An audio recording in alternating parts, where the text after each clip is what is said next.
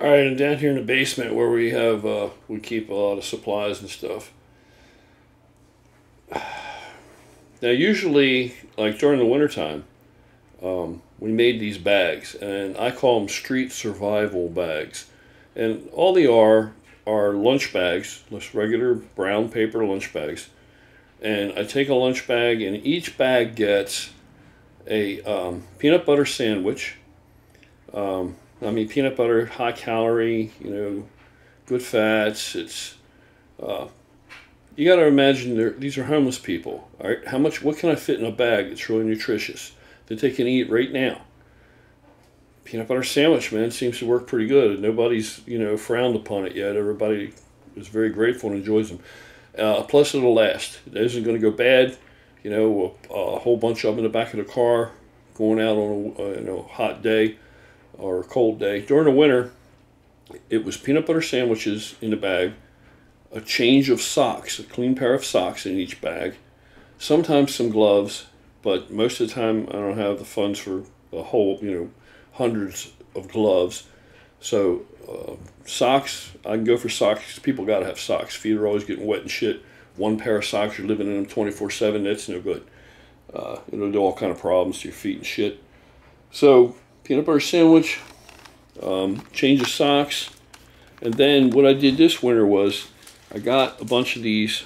Well, I mentioned it to a friend named Terry, and she got a whole bunch of them.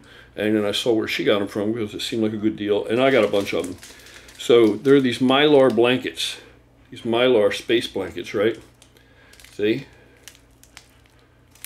So right now I have like 200 of these left. And what I did was throw one of these in each bag. The reason being is because these blankets, they're very portable and very small. Now, homeless people, if you give them a regular blanket, that's too huge and bulky. It's too much to carry around, right? What are you going to do, have 100 blankets in your car? And they can't really take care of it. They'll lose it. It'll get dirty. It'll get wet, mildewy, funguses, all kinds of shit. Who knows what?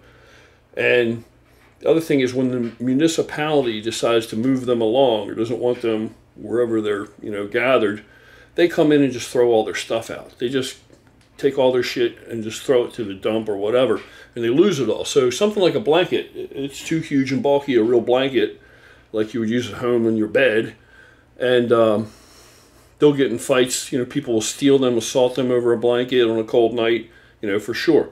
So these little Mylar things I thought was a pretty good solution, and they seem to have been pretty popular this past winter because they do the job. They fold up very small, and you can easily transport them. So I put one of those in each bag, and something like this, whatever I can get. Now these were donated. I have like a few hundred of these, and these were donated by a really good dude that works at Gorilla Brother that works at South York Golds. These are really cool. So these are nice, but here's the only problem with this is, like Val was pointing out, that these I haven't given out yet. They're going to go in the bags for the summer, but this is body and face wash. So she's thinking, where are they going to get water from? You got to have water with them.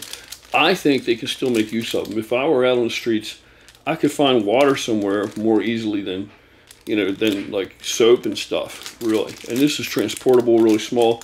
But what would really be better is if we had waterless type of hand cleaner and stuff like that, something like that.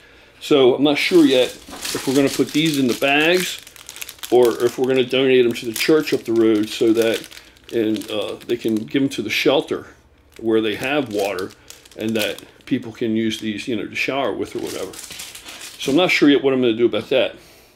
But the point of this video is I have a couple questions for you guys, because you guys need to take part in what we do. That's what Gorilla with a Cause is about. It's not just a YouTube channel for entertainment. It's a channel about promoting humanity, and interacting with our fellow human beings and being humane humans.